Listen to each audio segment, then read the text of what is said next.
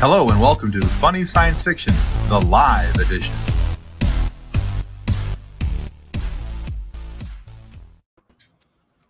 Hey, welcome to Funny Science Fiction, the live edition of this here podcast, the show that makes the worst villains look like the good guys. Oh, wow. Deep dive with the deprecating humor tonight. I like it. Yeah, well, you know. I like me a good villain. Well, that I figured we're talking about some villains. Nice. Oh, wow. Okay. Nice laugh there. All right. I figured, hey, we're going to talk about some villains tonight. We might as well have some villainous humor to get us started. Ish. And before we get into tonight's show, we need to say thanks to our show partners, River City Teas and Level Up Lightsabers. Or Level Up Sabers. Yes, the recently rebranded Level Up Sabers. But let's roll the beautiful nerd footage.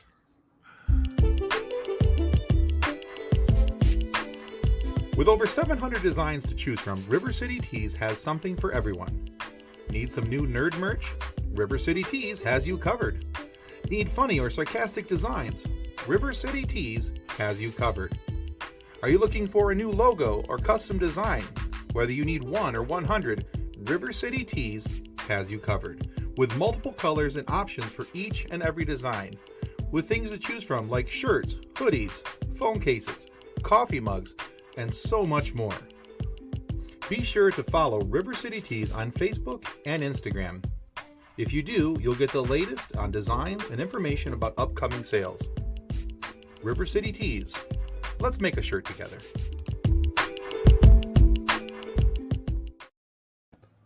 All right, and next up, Level Up Sabers.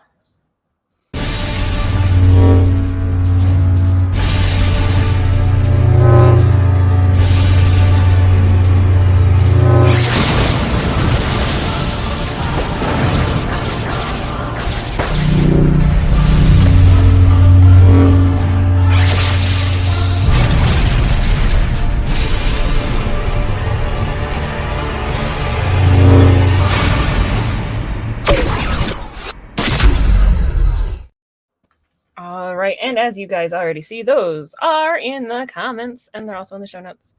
Tim's on top of it tonight. Way to go, Tim. I'm in fire.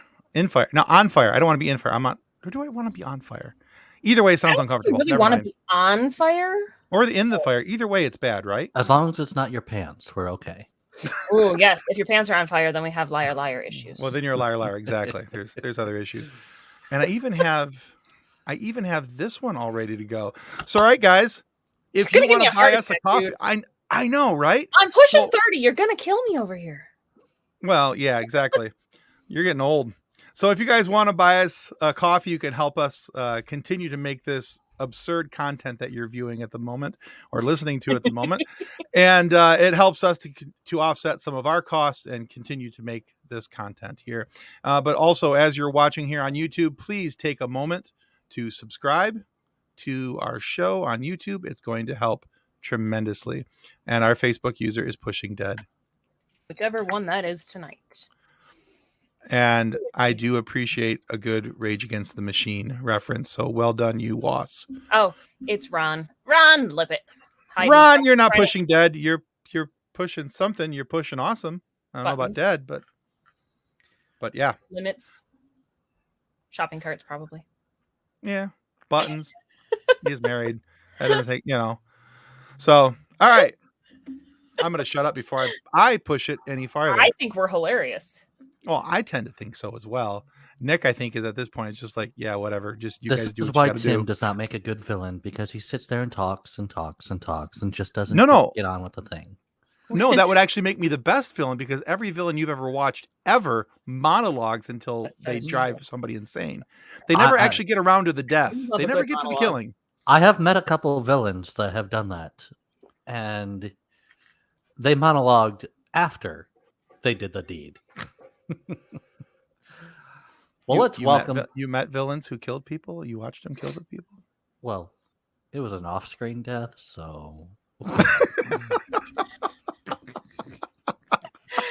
Like how we're clarifying the level of deaths that are okay. Yeah.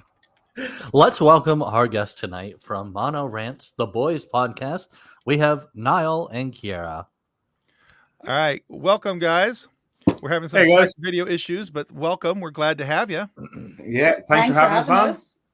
I think Yeah. Ciara just manifested our camera into not working because she hates being on camera, but we'll power through.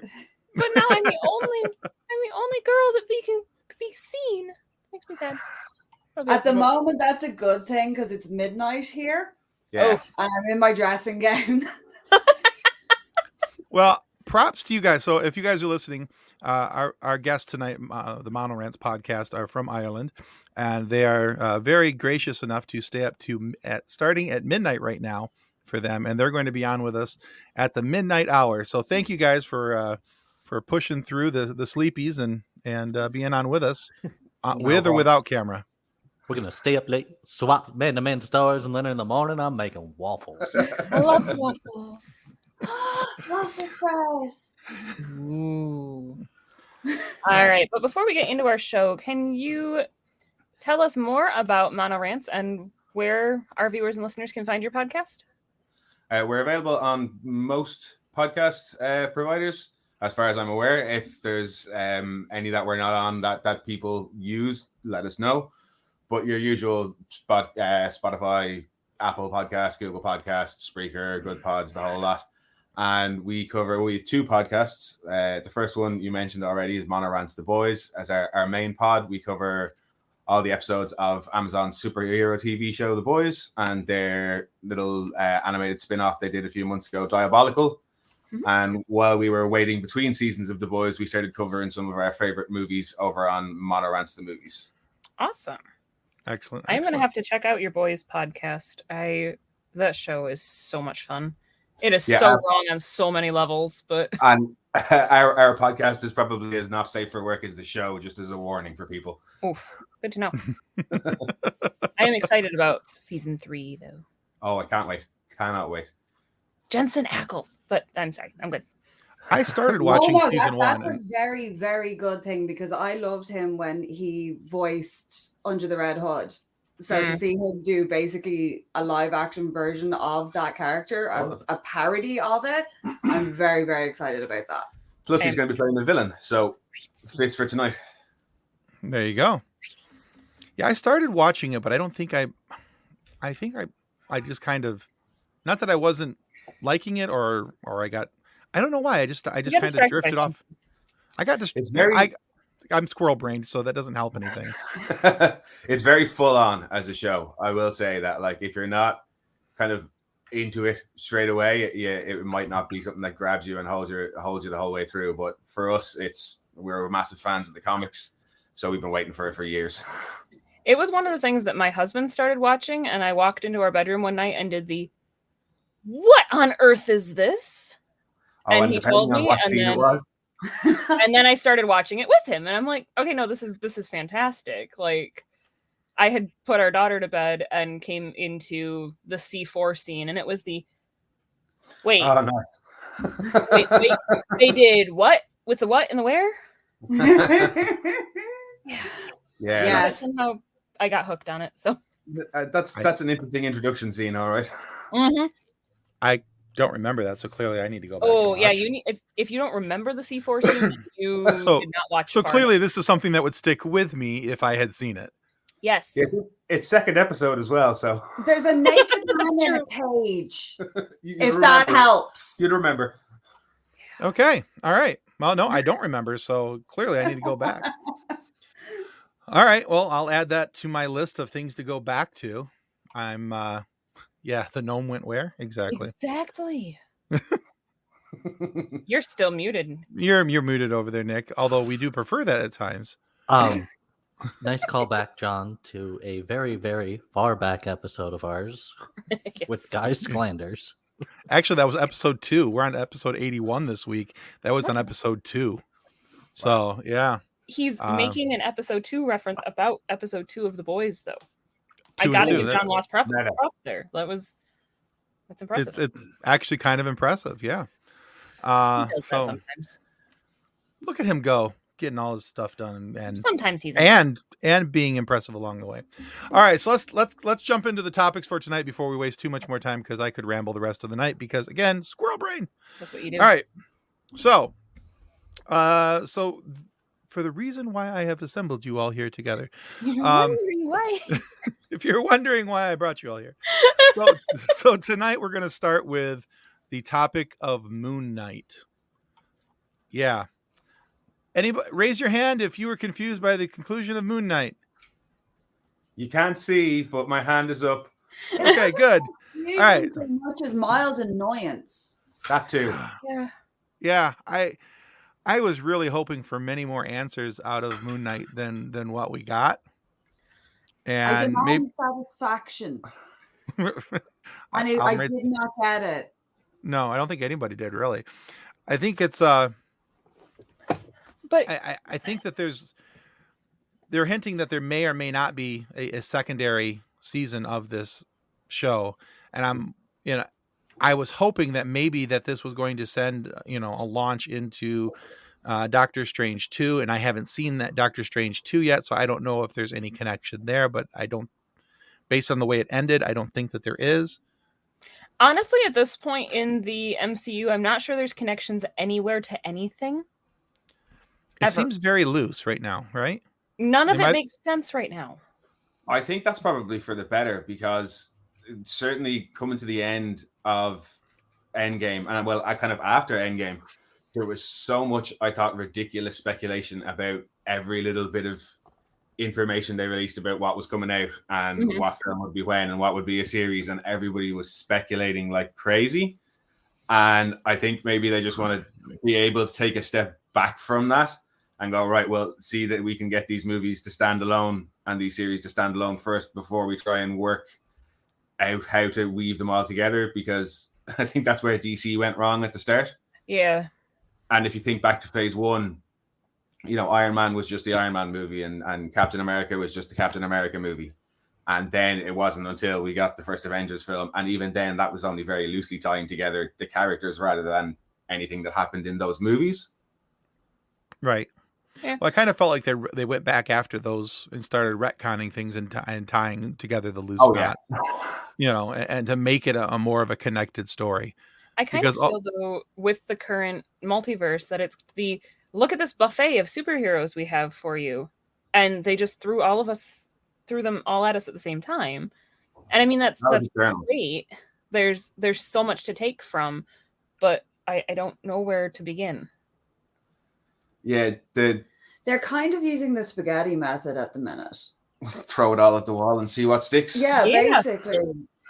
They've managed to ensnare a massive audience with the whole MCU run, and now it's trying to retain that audience, but in a kind of more niche way. So they are targeting specific age groups and things like that more now, as opposed to the movies, which were extremely family friendly. Yeah. Right. Which, I mean, Tim said he hasn't seen Doctor Strange. I did. It is definitely not family friendly. No, I heard somebody say that Sam Raimi snuck Evil Dead 4 into Multiverse of Madness. It's weird. It is weird. Like, my husband and I walked out of there, and I'm like, no. Oh, like walked out? Walked out. I just watched. No, walked out after the movie, I think. No, we watched the whole thing, but it was I don't know any of what just happened.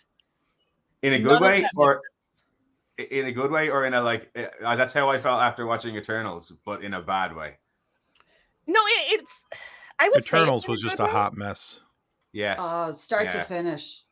Eternals was such a hot mess. I had such high hopes for that movie and the possibility of that being able to tie some things in. I'm hoping that, again, is another movie that I was hoping that was going to get tied in together somewhere, but I haven't seen it yet. And I'm very confused by what Eternals was supposed to be. And speaking of, that was one of the things I was thinking about when we were watching Moon Knight and they started to introduce the Egyptian gods. I was like, what level of interaction and power will the Egyptian gods have with things like the Eternals or the the TVA from Asgardians. Loki, or the Asgard. Where would they sit in the hierarchy of power? Like, Yeah, We have no clue. I don't think anybody has a clue. No. Like, No. but Now, did you guys stick around and watch the post credit scene after the end of the episode?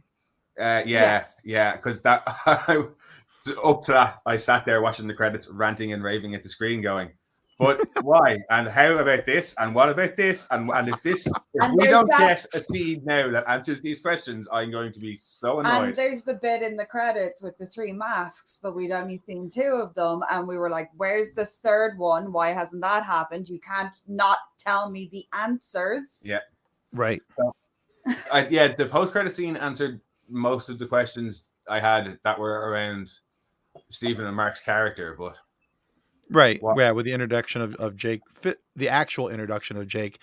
Now, I think that we actually saw Jake in episode, I think 5, or was it 4, where they're sitting. I can't remember, but they're sitting there. They're getting interviewed by the Dr. Harrow at the Institute. 5 is Asylum. Okay, then it was in 5. We but technically saw him in other episodes. We didn't see him. It was more pronounced in the Asylum episode, because there was the version of Steven that was all put together and nice and very prim and proper, right? And then there was the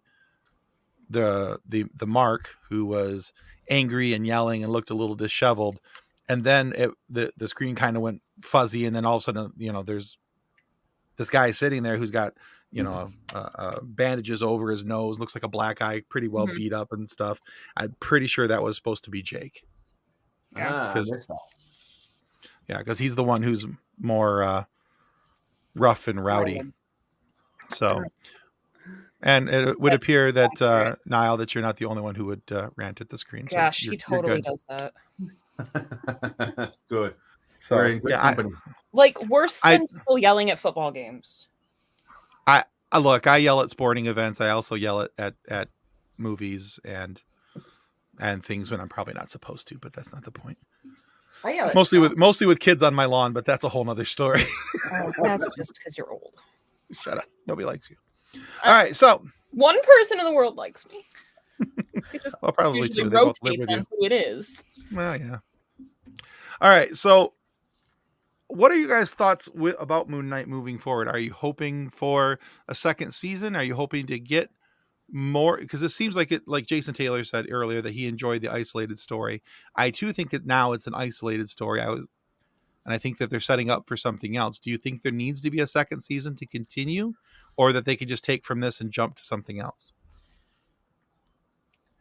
What else would they jump to from that? That's the only thing that I was thinking. If they didn't go for a second season, where would you put Moon Knight? Right, unless they're like introducing characters to go into the next, the new Avengers, but these aren't even the new Avengers. Like, yeah, because there's my only thought is and right there with Jason is that it's going to roll somehow into Blade, and I was hoping that we were going to see the Dark Knight from Eternals show up in here somewhere, along with Blade, and because Stephen was in London, and I was kind of hoping that somehow that would all tie in, and we'd see something along with those, and that maybe this might be I think they called it, and I didn't read a whole lot of these when I was a kid. I remember seeing them, but it was almost like the British Avengers. They called them the MI13, I think, but they focused a little more on the supernatural side of stories and things like that, which would actually fit with Moon Knight, Blade, and Dark Knight if that were to happen. I was kind of hoping for that, but it would be more along the lines of Justice League Dark, where it would be more magic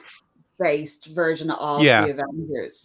That would be an interesting route for them to take, because they've got the introduction of magic with Doctor Strange, and that opened up a whole new world of dimensions and things that they could play with, as opposed to kind of straight save the universe. I'm not quite up on my Marvel lore as I would be in my DC. Is Black Knight? That's that was what was teased at the end of Eternals. Yeah, that was the guy that was standing there opening, and when it was starting to look at the blade, and then when the sword there, and you heard Blade's voice off camera. You never saw him, and ask him if I could. No, that was the other one. All right.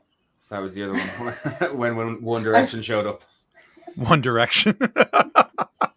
Yeah, I'm still not sure look, I know they're stepbrothers and all, and there's the whole Thor and Loki comparison, but I'm still not sure that I'm sold on Harry Styles being Well, doesn't that create a problem? I had to look up who Harry Styles was supposed to be after watching that post-credit scene. Yeah, And, still wasn't very sure. I had to look it up too. He's half deviant or half eternal or something like that, and Thanos is also supposed to be. So shouldn't the Eternals have gotten involved with the whole snap thing then? But that's a whole other story. Yeah, because they were saying that they had to sit off onto the side, so I'm not really sure what's going on there. But yeah, like I said, that whole movie was a hot mess, start to finish, and none of it really made sense. And just when I thought it started to make sense, they went kittywampus the opposite direction. So, what are you going to do? But I mean, if they are going to make the transition to the more of the supernatural, darker side of the comics, then that would almost make multiverse make sense. Like, Doctor Strange 2 would almost make more sense if that's where they're going with it. Interesting. It would be a fun way to go because the traditional superhero thing has kind of been done to death at this point. And to kind of shift more into the magic realm, I think would be it would breathe new life into a franchise as well. Yeah. And for the kids that don't necessarily want to be the superheroes, they have a whole new plethora of characters to choose from who deal with things differently. Oh, the poor goth teenagers need some idols too. Yeah, they do. They do. All those Hot Topic kids can watch Moon Knight and Blade. Well, there you go. Yeah, I was. I don't know. I'm hoping for, and I agree for the most part that a lot of the superhero stuff has been kind of run aground. Although for the most part, look, if they make a superhero movie, I'm still going to watch. I'm a big enough nerd that I'll be like, shut up and take my money. I'm still going to watch it. Exactly. But I'm hoping that we get to see like more of these smaller base characters who, like, that's why I loved originally the run of Marvel's Jessica Jones and Luke Cage. Mm-hmm. Although they made Iron Fist a dumpster fire, and then that needs to be corrected very, very soon, and not with the same actor. But I like the idea of bringing some of these smaller characters to the bigger screens and letting their stories build. Maybe they have a lower power tier, I don't know, but I don't know. It'll be interesting to see where they go. Yeah, that's the thing. I'm kind of curious. I'm kind of curious now to see where Moon Knight goes from this finale, because the finale left a lot of open doors and a lot of questions. See, what's Jason saying here? Jason says, with the end of Doctor Strange, we'll be connecting Loki and Stranger's story into the third Strange show, or what's next. It'll all lead to Secret Wars. Okay. If it leads to Secret Wars, I'm cool with that. I don't know how you're going to connect Doctor Strange to Loki, though. I love you, Jason. The show Marvel did it with Iron Fist. Never seen a superhero not be super and sit in a meeting. They did it. They sure did. Yeah, they killed it. Like, I legitimately don't know how you would make the connection between the Loki series and Doctor Strange 2. Like, somewhere on the... Actually, I can see it, because at the end of the Loki series, there was with the Watcher there and everything that was going on, and there's the multiverse outside of his doors. There's a very easy possibility of connection, I think. So I'm just thinking, after having literally watched Doctor Strange today, like... Well, yeah, you got me there. I haven't seen it. I'm basing it on... I don't know. I mean, obviously it'll fit because something cracked and something is going bonkers. Right. So I think we're going to keep it Garth Ennis. Wrong. I don't know. It's all confusing. Yeah, I guess I'll reserve most of my judgment or thought on that once I actually go and see the movie. But yeah, it's weird. I believe that. All right, let's shift gears here. Just real briefly, I know that you all know that I am not the world's biggest Star Trek fan. Ooh, shocking. Oh. Nick looks very surprised and shocked at this. He's like, no, not really. But I did watch the new Star Trek, Strange New World, and I really actually very much enjoyed it. I was surprised how much I enjoyed Strange New World. I do have one little small complaint. I don't like their Spock. Ethan Peck, he's a good actor. I like him as an actor. I like everything about him. It just, I don't know. I never saw Leonard Nimoy's version of Spock or Zachary Quinto's version of Spock as this big muscle-bound man. In the first episode, this dude's standing there without his shirt off. He looks like he's a linebacker for American football who looks like he could bench press half the track. And I don't know. He also has an amazingly deep voice. Spock? I'm sorry, what's that? Have they got a beefy Spock? Hang on, because I haven't seen any of this yet. Yeah, he was also on Discovery. His name is Ethan Peck. He's a great actor. I have nothing wrong with him, and I would actually love to have him on the show and talk with him. I'm not used to Spock being a little more muscly. Beefcake. Yeah, he's a little more. She's like, yeah, he is. Vulcans have always been viewed as this kind of very their intellect over their physical prowess. They're and Leonard Nimoy was quite slender, and that seems to be the body shape they went with. Yeah, Spock. He's just he's not. I'm not saying like he's ripped and muscle bound and. But in comparison to versions of Spock that we've had in the past, I just, he's a bigger dude. I think he's a good actor, and I think he has the essential qualities to play Spock. He's got the characteristics down. He's got the, the pacing and timing of the voice and how Spock carried himself. He seems to have all those things. So I'm not by no means dogging him as an actor. It's just, I was not prepared for shirtless Spock, for him to be subtly and more ripped than what I envisioned Spock would have been. That's all. Well, as an actor, he's got some. He's Gregory Peck's grandson. Of course, he's going to be good. But sorry. You said Ethan Peck. I started looking up who it was, and I'm like, wait a minute, he looks familiar. That's because Gregory Peck is his grandfather. I'm okay. Yeah, I find your statement illogical, Tim. I'm okay with that. Also, whenever you watch Star Trek and you expect anybody to be shirtless, it's Kirk. That's Spock, yeah. It's generally Kirk. So yeah. Bingo. Yeah. That was what kind of threw me as well. I wasn't prepared for shirtless Spock. However, the storyline, the pacing, the action, and more importantly, the science in the show, I thought was actually really good. And Jay, if you haven't seen Strange New Worlds, you really need to go check it out. It's a lot of fun. It's on CBS, I think, every Thursday, and also on Paramount Plus. Sulu is also shirtless at times. I actually hadn't heard of it until you mentioned it. So, but yeah, look, and for me, a Star Wars guy to go, hey, you guys need to go watch this, I think is actually pretty impressive, because I typically don't recommend Trek. So I didn't realize it, but our guest last week talked about it briefly. Like he made mention of it, but we were like, oh, I didn't realize that's what it was. Oh yeah. He talked about it a little bit in our interview. Absolutely did. So, but yeah, that's all part of it. That's all I wanted to say. If you haven't watched Star Trek Strange New Worlds, make sure that you go check it out. And maybe that's why I like it, Jay. It has a bit of a Star Wars influence. That's entirely possible. So, but yeah, it's just been. It was how unfair I think it is that you're getting all this new Trek and you're getting all this new Star Wars, and there's one Star franchise that's not getting anything new, and it upsets me greatly, and that's Stargate. Where's the new Stargate? Damn it! So I've heard there is something in the works. There is something in the works. Yes, I've been following it closely, but something in the works is not something now, and I want something now.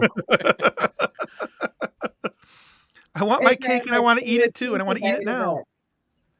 I'm sorry, what was that? We were cheated out of it. We got a very, very bad Stargate Universe. We got 3 seasons. It ended on a cliffhanger. Well, Universe was okay, but I was more going to talk about Origins, that the web series that came out in 2017 that was supposed to be a thank you to the long-term fans of the series for sticking around. It was hot water trash. Yeah, a slap in the face of 10-minute web episodes that did nothing but poop all over canon. Sorry, yeah, it's bad. It was bad. I don't know if you guys have seen it at all, or I stopped at Atlantis because I heard Universe kind of was. Universe had its moments. If you enjoy Robert Carlyle in any fashion, watch Universe. He is magnificent. He is conniving. He's secretive. He's completely out for his own means. Yeah, he's the nearest thing to the series bad guy. But he's on the ship and actively kind of working to further his own ends. And I would watch Robert Carlyle eat a dictionary. I think he's as soon as you said the name, I'm like, I know who that is. Why do I know who that is? He's been I thought you were going somewhere different with that one. I even watched Once Upon a Time just to watch him as Rumpelstiltskin.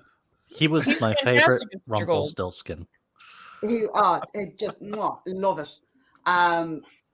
Ravenous. He plays a great villain. He plays a great villain. But it is worth watching. I'm sorry. We totally broke him just for his performance alone, and also Lou Diamond Phillips. Yeah. So I've never heard anybody say that they would watch somebody eat a dictionary. That just, I don't know why, that just struck me funny, and I really enjoyed that. Yeah, that's a good one. That's going to get used later. Okay. I know there have been some celebrities who have literally read phone books, and I have watched those videos. Yes, there's a few people whose voices would just. Joanna Lumley is another one. Just read to me, please. Mm-hmm. I love her voice. It's amazing. Who is that? Why can't I think of who it is? She was in Absolutely Fabulous as Patsy, the Wonderful Drunk. If you know your British 90s British comedy. It was Jennifer Saunders and Joanna Lumley, and they were two kind of mid-40s social fashionistas that were completely delusional about their age and the fact that they couldn't party like they're 20. I think there was an American version They did try to make an American version of it, but it didn't work as well. Ab Fab. Yeah. But, she's a very aristocratic British lady with a wonderful accent. Oh, yeah. Okay. That sounds familiar. I'm trying to place it, but I'll have to look it up later. But okay. British people with their beautiful accents. We're over here with our American accents, and I'm just trying not to swoon in my head about the Irish accents coming through my computer. We just can't say water properly. So Irish accents plural. Excellent. Poor Ciara here always gets mistaken for an American by Irish people for some reason. That's the hilarious. County I'm from has a really soft accent that doesn't translate very well. Because every county here has a different accent, just to be extra confusing. Well, yeah. Well, in a country that's the same size as the state that we live in, why not make it more confusing? And they vary wildly from coast to coast as well. What state are you in? We're in Michigan.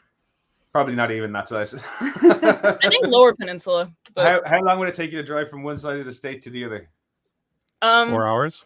So from my house to my mom's house is about 3 hours.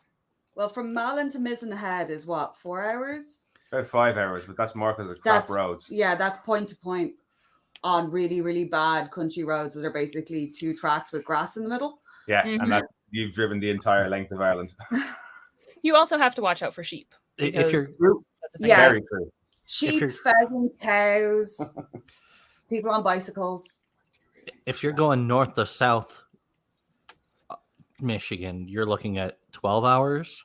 Oh, wow. Oh, maybe. Yeah, you're way there.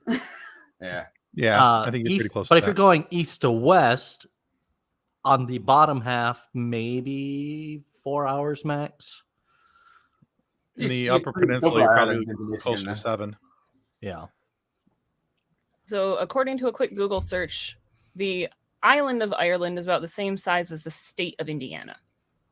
There you go. But my mom and my brother went to Ireland in 2014. No, 2012. Not jealous. And their friend that they were visiting, they wanted to go. I don't remember where they were going. And Alex was complaining about how far of a drive it was. And my brother's like, it's like if I drove from my parents' house to Detroit, it's 2.5 hours. He's like, but that's the other side of the country. Yep. Yeah. That's pretty much the way we think about it. Yeah. I totally don't blame you. I get it. All right. So we've mentioned it a couple times, and you guys were talking about how somebody played the perfect villain. So let's transition away from Star Trek and go into the other main topic for tonight. We've got about 10-15 minutes where we can talk about this. So let's talk about villains and our favorite villains and what makes them so good. So we're going to give our guests here, MonoRants, the first crack at this to tell us who their favorite villains are and what makes them so good. Well, I think it's only fitting that we pick somebody from the Boys universe, and we'll have to go with Homelander. Yeah. Anthony Starr is just fantastic as Homelander. You will have seen him in the first episode, at least that you watched of the Boys, but he plays this narcissistic, incredibly imbalanced adolescent. Yeah, man-child. Who just needs to have his ego massaged at all moments, but at the same time is this masterful showman.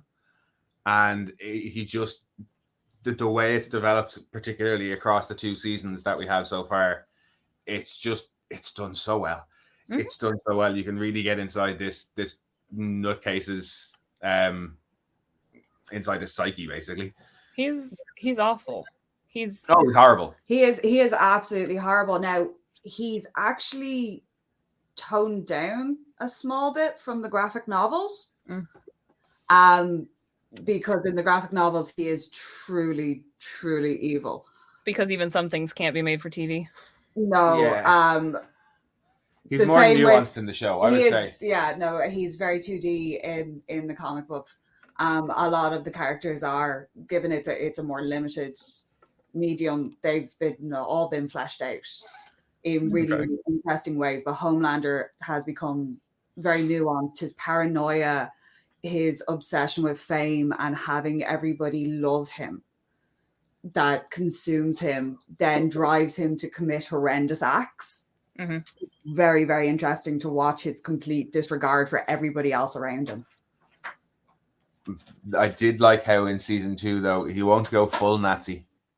No, that's his line. They have a character in season 2 called Stormfront, who was also a brilliant villain.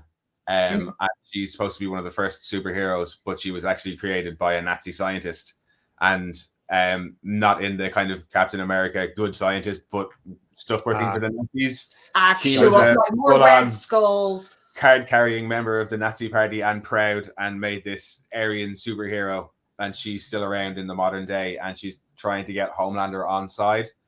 And there's a bit towards the end of season 2 where she's kind of letting the Nazi out a bit more and talking about her ideas of like a final solution. And you can see Homelander's like, but he has a line about what about the wrong people. There's a couple of billion of them. They won't just sit down and take it. And you can see the cogs turning in his head. And he's like, well, if she wants to kill all these people, then they won't be there to worship me. That's all he's concerned with, is just the love and adoration. And he will do anything to get it and to keep it, no matter how despicable and what lengths he has to go to, as you see with the airplane scene in season 1, where Kathleen knows what I'm talking about. He's just, and it's one of those things with the villain where you hate this character. This character is awful, but they portray it so well. It is very, very similar to that poor kid who played Joffrey in Game of Thrones. Yes. Yeah. He went to He was acting university after that? in Trinity College Dublin, which is in the center of the city. It's also open to the public because it houses the Book of Kells. Yeah, it's a big tourist attraction. So he would be trying to go about his day and then having people verbally assault him because his portrayal of Joffrey was so good and people hated him for it. And it's a very, very similar thing, that to get somebody who can make you loathe them on screen, but then when you see them in person out of character, the separation between the two is that much harder. Yeah. That means you've done your job. Yeah. It really, really does. Yeah. I mean, I feel bad that, the actors are somebody, can't make that separation, but I also think that means you've really done a really good job as an actor. If that's the first thing that people think of when they see you, is that, hey, you were that one jerk in that one thing that they watched that one time. I'm not a jerk in real life. Come on. I'm a nice guy. On TV. I'm a nice guy. All right, excellent. Is that a pick for both of you or just for one of you? Well, I think it would be for both, but Kira, you wanted to talk Zorg, I think, didn't you? I love Emmanuel Zorg from The Fifth Element. I really do. I can't complain. Make your case. Make my case. He makes a deal with somebody called Mr. Death. Okay. Yeah. To destroy, which is a planet-destroying black star that's just moving through the galaxy, eating everything. And he's offering up planets on a platter. Not the actions of a good guy, I suppose. No. Plus, his head starts leaking this black ooze halfway through it. Well, there is that, yeah. No, I've really not a good sign. Also proof that Gary Oldman can play anything. So I love Gary Oldman. Again, he's another one that I massive kidnap talent. Him, keep him in the cupboard. There's that. Yeah, there's always that. Ben doesn't need to be trapped in a cupboard. Yeah, make him come out and reenact bits of Leon for me, and then back in the cupboard, and then come out and do bits of Dracula. Nice. I did like how in Fifth Element that his character was just, I don't think he was an overtly smart evil man, but I do think that he was hungry for more than what he had, and so he was willing to take anything, but that also made him a bit snarky, and I liked the level of sarcasm that he had when talking with the aliens that came. I can't remember the name of the when they come to collect the firearms. Yeah, and they're all there for the guns, and he's pushing the buttons, and and he doesn't have somebody lower down who can deal with this for him because he needs to micromanage everything. Exactly. See, she gets it. So that's always a good fun. I love that movie. And he's so dramatic as well, which just adds to it all, the theatricality of his insanity. Yeah, I think a good villain should be able to chew the scenery. Oh yes. Oh, absolutely. They should steal everything they're in. Even if they're only in it for 5 minutes. Yeah. Yeah. When they show up, your eyes better be on them. Yes. Absolutely agree. Fantastic. Good picks for both of you. Good on you. All right. Nick, how about you? What's the villain that you like and why are they so good? One of the villains that I really enjoy is the Sheriff of Nottingham, played by Keith Allen from the BBC Robin Hood. That's a good one. He was... And not Alan Rickman. Keith Allen. No, not Alan Rickman, but still good. Right. So he totally toyed with Robin Hood's emotions easily. And he literally gave Robin Hood hope at times. And then was like, I already killed them this morning, so you were kind of late to the party. What, did he threaten to cut somebody's heart out with a spoon because they were a twit?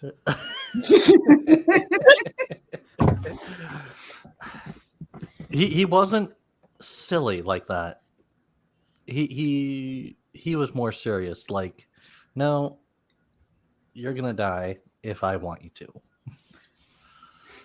Okay. He was a little bit of a darker sheriff, which I mean I liked. Mm-hmm. But... And Guy of Gisborne in that series was also really good too. So they both fed off of each other, and yeah. Okay. That was a good show. Until it wasn't. Yeah, there was... You have to suspend your belief a little bit on certain things. Change the lore. Like, that's the thing that bothers me, is you can't change the lore. Marvel would disagree with you. Well, Marvel disagrees with their own The lore. Robin Hood lore has a number of different variations depending on what age period you're looking at. There are additions to it in later copies of the story because it was handed down through the oral tradition. Variations will occur naturally depending on region.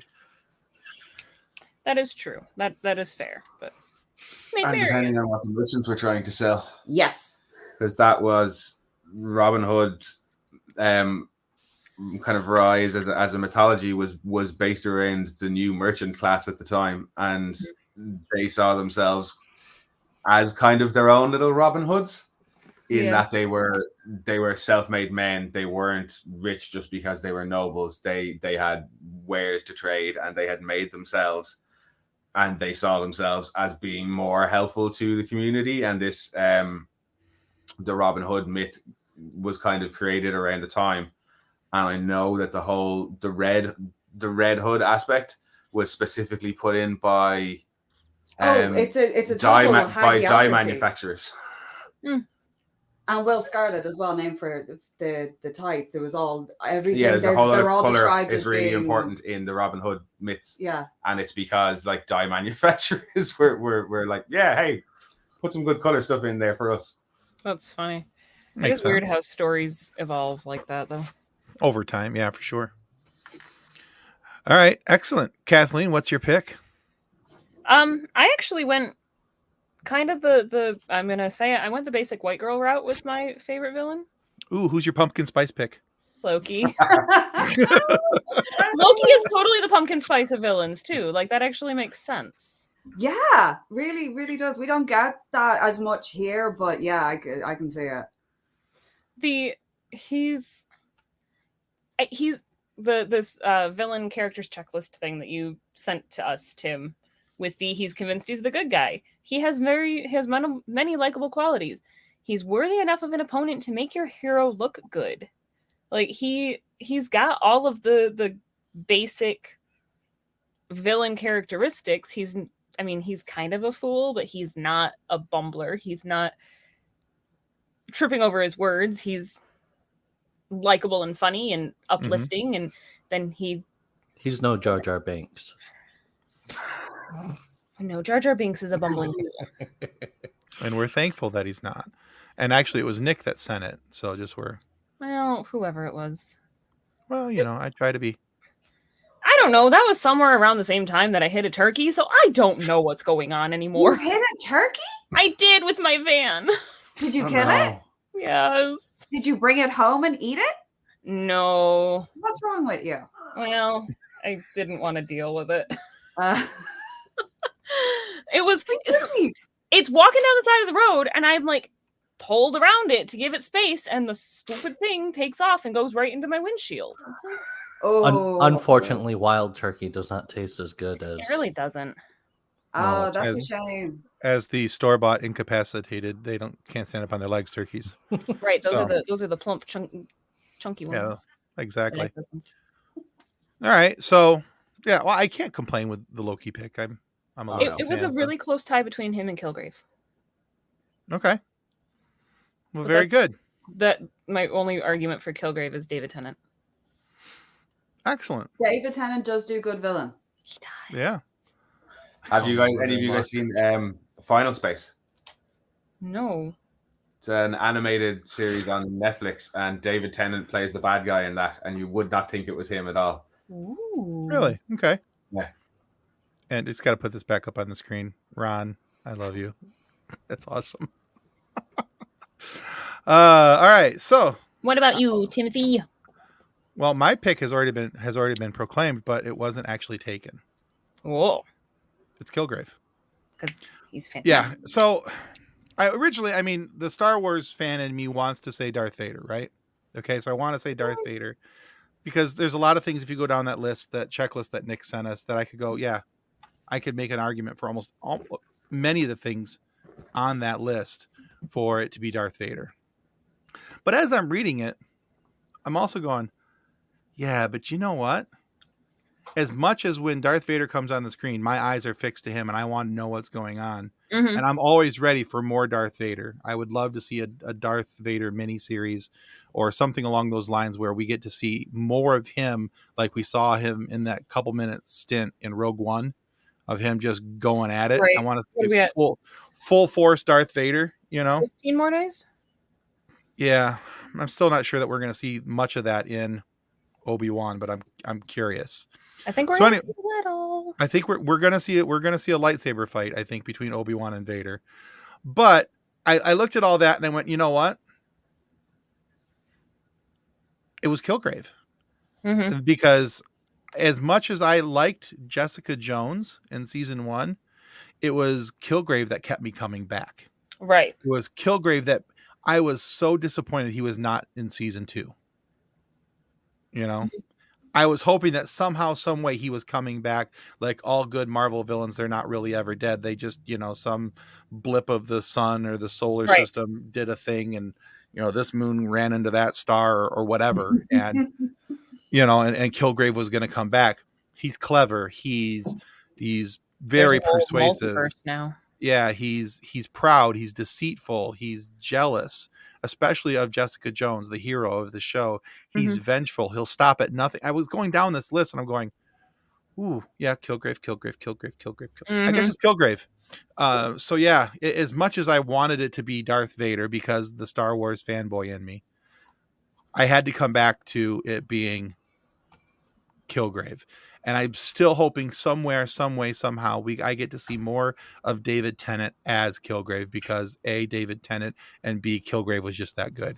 Because the other thing that's not on this checklist, and the reason why I like certain villains over other villains, is that they actually scare me. And Kilgrave did enough for me to go, yeah, I would never want to meet that dude.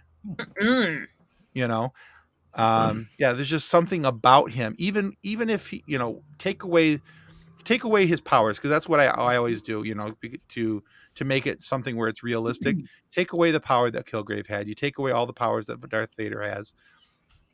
Would you want to run into that guy? Because Darth Vader, though, at that point turns into just a sobbing, angsty teenager who doesn't like sand, who got took away from his who but then little orphan Annie, exactly. And then it becomes but with Kilgrave, there's still all these other things that he has going for him without his powers that make him just a righteous pain in the butt to deal with.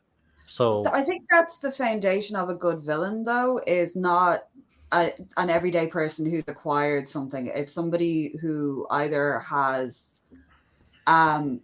a vengeance or an intelligence there that's the driving force regardless of any like supernatural powers or circumstance. I think if they don't have the conniving drive, it doesn't work as well. Oh, I agree. And I think too, this is what separates him from like a villain like Thanos. We knew Thanos was going to lose. It was inevitable. It had to happen. Okay. Go ahead. I'm sorry. I was hoping somebody would bring up Thanos. You're about to explode. I don't think Thanos was that good of a villain. He has his high points, but he was the defeatable villain, and it was very obvious from the beginning. You knew it had to happen. But with Kilgrave, I was never certain that she was actually going to beat him, and I was hopeful that she wouldn't, and that that we would see more of him. With Thanos, I was like, yeah, he's a villain, and yeah, there's a lot going on here, and there's a lot of fighting and action and all these different things, but he was the very defeatable villain. So yeah. So my question is, disappointing boss fight. It was the disappointing boss fight of video games. Yeah, of him being set up for so long, and then when we actually got him, it was like, yeah, that wasn't all that. So how many doctors have become villains? In the Batman universe, all of them. Yeah. Well, I meant Doctor Who doctors. 3. Think about it, Tim. All of them. They all have PhDs. You guys can come back next week. But of actors who have played Doctor Who have then become villains, at least 3 of the modern day. I know Eccleston. He was in G.I. Joe before he was a doctor. Yeah. But he played the villain in G.I. Joe. He went on to be Wurzel Gummidge, which could technically be a villain, as he caused many children's nightmares. Wurzel Gummidge is not a villain. No, but he did scare the life out of a lot of children. And then Matt Smith. Is that something that translates, actually? Does Wurzel Gummidge mean anything to you guys? Not a bit. Not a clue. Oh, it was...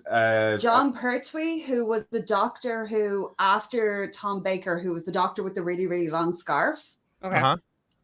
Who's Sean Pertwee's dad as well. He then went on to star in a children's show where he was a scarecrow that came to life called Wurzel Gummidge, and it was on here in the 80s. And I think it might be on YouTube. They were going to on YouTube, reboot it, and then they remembered that it scares children. It's one of those things where, like, it's I have a very real fond saccharine and memories sweet of it. show, but just there's something about the way he looks that's really unsettling. Okay.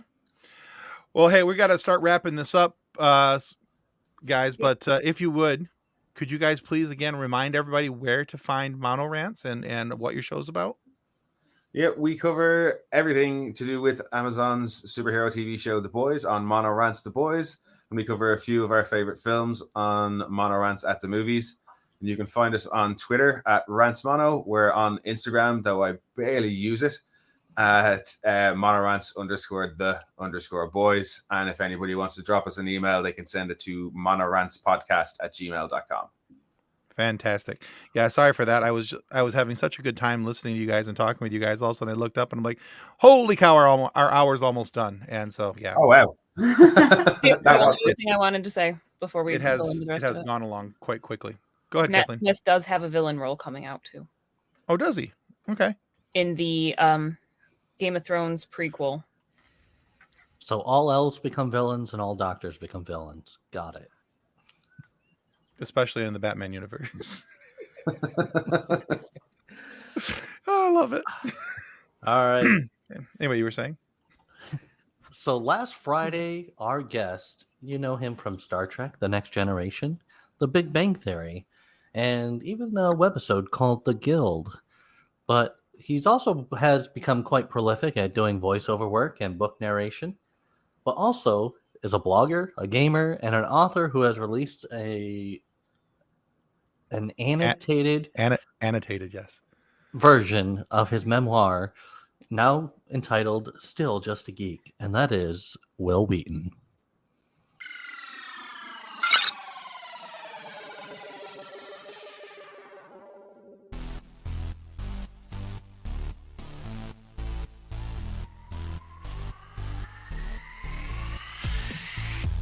Game over, Moon Pie. Hey, this is Will Wheaton, and you are listening to the Funny Science Fiction Podcast.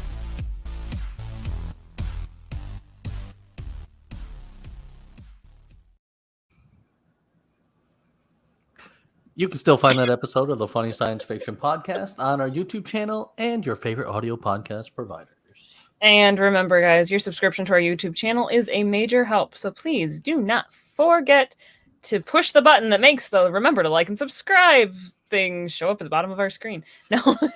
That was supposed to be up there all episode, but hey, in the 59th minute, you got everything else on point tonight, Tim. We're going to let this one slide? Perfect. Probably not, but okay. Well, no, we're going to mock you for it for the rest of your life, but... Okay, I'm fine with that.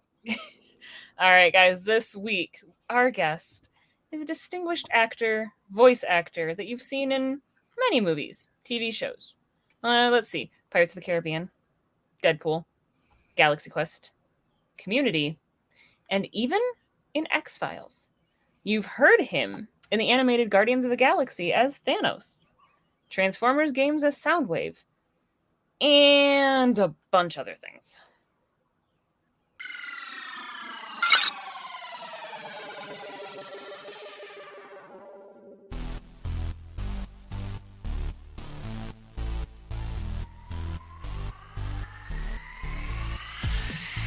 Hi, this is Isaac C. Singleton Jr., and you are listening to the Funny Science Fiction Podcast.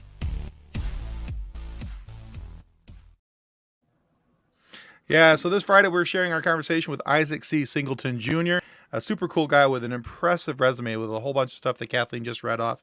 And that's just a small version of what's on his IMDb list. He also, in our conversation, explains how he came up with the voice for Thanos before Josh Brolin actually portrayed him on screen in the Marvel's animated MCU. And he's also talks about how he became Soundwave and all these different things, how he even got into acting. It's kind of an interesting story. But be sure to tune in this Friday morning. You can watch it, of course, here on YouTube, or you can listen to it on your favorite audio podcast provider. All right. Well, that's all we got. That's it. That's the show. That's all there is. Whispering. I don't know, because she started it, so I just went with it. Because it was fun. I wanted to see how many people would do it. And we want to also thank, of course, our guest, Niall and Ciara from MonoRants for coming on and spending an hour of nerdery with us. Thanks for having us, guys. Yeah, very much appreciated and enjoyed your guys' time with us. Get some sleep. Definitely. Right? Yeah. Exactly. Sleep. All right, guys, that's going to conclude us for Funny Science Fiction Podcast, the live edition. See you next week. On behalf of the rest of the hosts of Funny Science Fiction, we'd like to thank you for listening to this episode. If you'd like to be a guest on one of our future episodes, please contact us by means of our Facebook group, Funny Science Fiction. You can find us on Twitter or Instagram using the handle @FunnySci-Fi, or you can go to DraytonAllen.com and click the Contact Me link at the bottom of the page. Thanks again. Hope you enjoyed the episode.